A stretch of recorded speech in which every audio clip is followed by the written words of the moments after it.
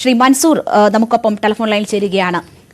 മൻസൂർ, ഈ കേരളത്തെ നടുക്കിയ ദുരന്തത്തിന്റെ 155-ാം ദിവസമാണ് സർക്കാർ നേരത്തെ തന്നെ പ്രഖ്യാപിച്ചിരുന്നതാണ് ടൗൺഷിപ്പ് എന്നത്.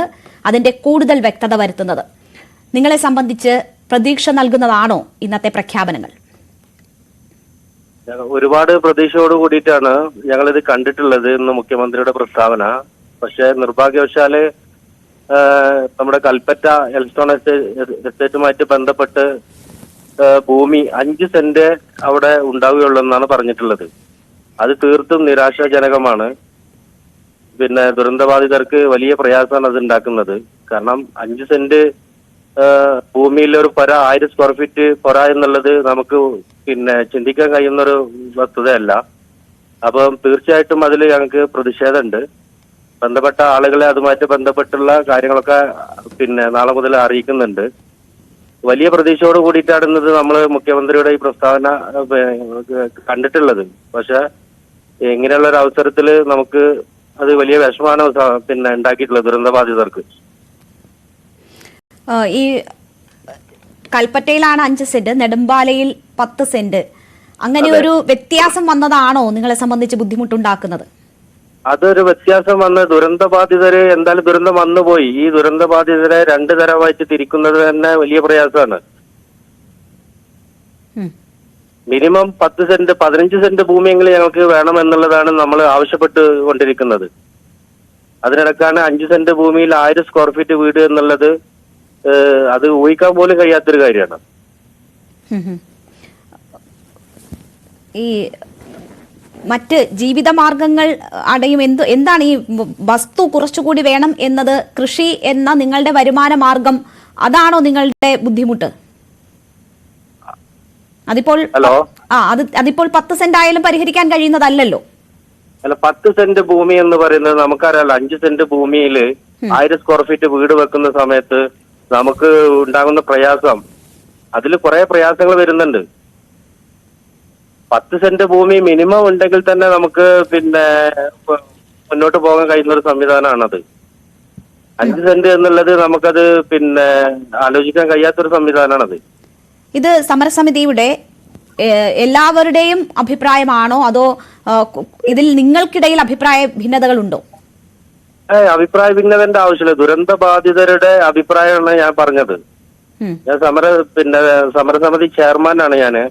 ദുരന്ത ബാധിതരായിട്ടുള്ള ഞങ്ങളുടെ എല്ലാവരുടെയും അഭിപ്രായമാണ് ഇത്. അപ്പോ ഇത് സർക്കാർ ആദ്യം തന്നെ നമ്മൾക്ക് പറഞ്ഞത് 10 സെന്റ് വീതം 2 ടൗൺഷിപ്പിലായിട്ട് കൊടുക്കും എന്നുള്ളതാണ്. പക്ഷെ അത് ഇന്ന് 5 സെന്റ് ആക്കിയതിൽ വലിയ പ്രയാസമുണ്ട്. ഈ നെടുമ്പാലയിലും കൽപ്പറ്റയിലും ഉള്ള വ്യത്യാസം എന്നാൽ അത് ഭൂമിശാസ്ത്രപരമായുള്ള വ്യത്യാസമാണ്, ഭൂമിയുടെ മൂല്യത്തിലുള്ള വ്യത്യാസമാണ്. അത് കണക്കിലെടുത്തുകൊണ്ടാണ് ഈ 5 സെന്റും 10 സെന്റും എന്ന തരത്തിൽ തിരിക്കുന്നത്. കൽപ്പറ്റ കുറച്ചുകൂടി ഭൂമിക്ക് മൂല്യമുള്ള ഇടമായതുകൊണ്ടാണ്. അല്ല മാഡം, അത് നമ്മള് വീട് വെക്കുന്ന സമയത്ത് നമുക്ക് വീട് വെക്കുന്ന സമയത്തുള്ള ബുദ്ധിമുട്ടുകൾ ഉണ്ടല്ലോ. നമ്മൾ ഈ 5 സെന്റിൽ 5 സെന്റും അതുപോലെ ഈ വീടുകളിലൊക്കെ അതിനൊക്കെ 10 സെന്റും 15 സെന്റും ഒക്കെ സ്ഥലത്ത് വീട് വെച്ച് താമസിച്ച ആളുകളാണ് ഈ ദുരന്തബാധിതരായിട്ടുള്ള ആളുകൾ. നമ്മളെ പ്രയാസം ഒരു പ്രശ്നം കൊണ്ട് വന്നതല്ലല്ലോ ദുരന്തം. ഒരു സുപ്രഭാതത്തില് നമ്മള് രാത്രി ഉറങ്ങുന്ന സമയത്ത് ദുരന്തം വന്നു, ഞങ്ങളെല്ലാം സർവ്വതും നഷ്ടപ്പെട്ടു. പക്ഷെ അന്ന് സർക്കാർ ഞങ്ങളെ ചേർത്ത് പിടിക്കുമെന്ന് പറഞ്ഞിട്ടുണ്ട്. ഇന്ന് വരെയും നമ്മളത് പ്രതീക്ഷയോട് കൂടിയിട്ടാണ് നിന്നിട്ടുള്ളത്. പക്ഷെ ഈ തീരുമാനം ഫൈനലൈസ് ചെയ്തപ്പോൾ 5 സെന്റ് എന്ന് പറഞ്ഞപ്പോൾ നമുക്കതിൽ വലിയ പ്രയാസമുണ്ട് ദുരന്തബാധിതർക്ക്. ഇപ്പോ കിടപ്പാട് നഷ്ടപ്പെട്ട എല്ലാവരെയും ഒരിടത്ത് പുനരധിവസിപ്പിക്കുക എന്നതാണല്ലോ സർക്കാർ ലക്ഷ്യമിടുന്നത്. അപ്പോൾ നിങ്ങൾ മുന്നോട്ട് വെക്കുന്ന ഈ ആവശ്യം അത് സാധ്യമാകുമോ? അതിന്റെ പ്രായോഗികമായ ബുദ്ധിമുട്ടുകൾ മനസ്സിലാക്കേണ്ടതല്ലേ? പ്രായോഗിക ബുദ്ധിമുട്ട് എന്നുള്ളത് നമ്മളെ സംബന്ധിച്ചിടത്തോളം ഭൂമിയും കിടപ്പാടും നഷ്ടപ്പെട്ട ആളുകളാണ് ഈ ദുരന്തബാധിതരായിട്ടുള്ള ആളുകൾ. ഇവരെ പുനരധിവസിപ്പിക്കേണ്ട ബാധ്യത സർക്കാർ സംവിധാനത്തിനുണ്ടല്ലോ. അപ്പൊ സർക്കാർ അത് നല്ല രീതിയിൽ മുന്നോട്ട് കൊണ്ടുപോയി സ്വീകരിക്കുമെന്നുള്ളത് തന്നെയാണ് ഞങ്ങളുടെ പ്രതീക്ഷ.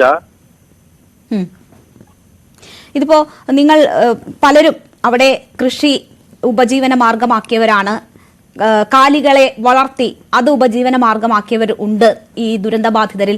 പക്ഷെ നോക്കൂ, ഇവിടെ ഇപ്പോൾ ഉപജീവനം അതിന് മറ്റൊരു മാർഗം ഈ ടൗൺഷിപ്പിൽ തന്നെ സാധ്യമാക്കുക എന്നത് സർക്കാർ ലക്ഷ്യമിടുന്നു. അപ്പോൾ അങ്ങനെ ഒരു ബാധ്യത നിങ്ങൾക്കുണ്ടാകുന്നില്ല. അവിടെ ഉപജീവനം എങ്ങനെയെന്ന് സാധ്യമാകും എന്ന തരത്തിലൊരു ആശങ്ക വേണ്ട.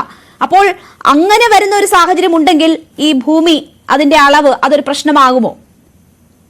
ഭൂമിയുടെ അളവും ഉപജീവനവും തമ്മിൽ പ്രശ്നമുണ്ട്. ഭൂമിയുടെ അളവ് നമ്മള് പിന്നെ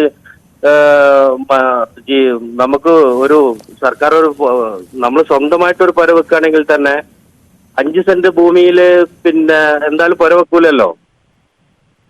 5 സെന്റ് ഭൂമിയിൽ പുര പിന്നെ 1000 സ്ക്വയർ ഫീറ്റ് വീട് എന്ന് പറയുന്നത് പിന്നെ കൺജസ്റ്റഡ് ആക്കും. ആ ഏരിയയിലുള്ള കുടുംബത്തിന് പിന്നെ അത് വലിയ തോതിൽ പല പ്രയാസങ്ങൾ അവിടെ ഉണ്ടാകും.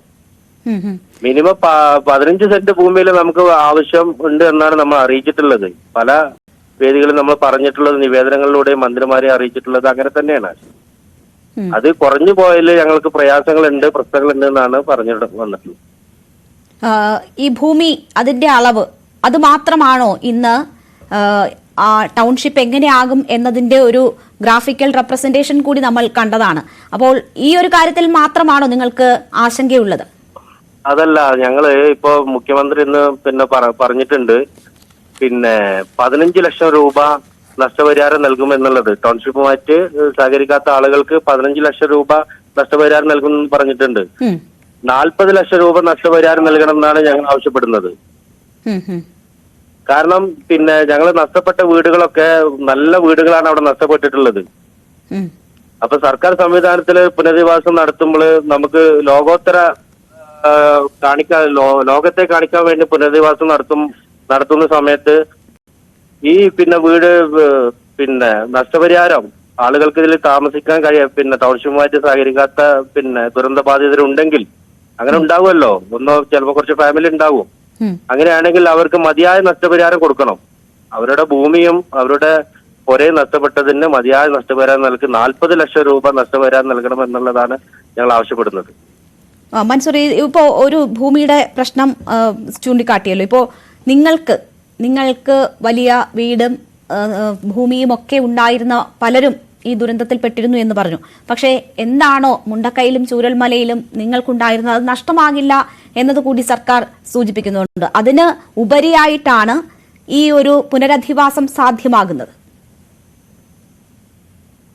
നമ്മളെ നഷ്ടപ്പെട്ടത് ഇപ്പൊ ഞങ്ങൾക്ക് എന്തായാലും തിരിച്ചു കിട്ടൂലല്ലോ. സ്വന്തം നാട്ടിൽ ജനിച്ചു വളർന്ന ആളുകൾക്ക് നഷ്ടമായത് ഒരു കാരണവശാലും തിരിച്ചു കിട്ടൂല. പക്ഷെ അതിന് മതിയായിട്ടുള്ള പൂർണ്ണമായിട്ടും സർക്കാരിന് ചെയ്യാൻ കഴിയുമെന്ന് നമ്മൾ അവകാശപ്പെടുന്നില്ല. പക്ഷെ അതിന് മതിയായിട്ടുള്ള നഷ്ടപരിഹാരവും പുനരധിവാസവും വേണം എന്നുള്ളത് തന്നെയാണ് നമ്മുടെ ആവശ്യം.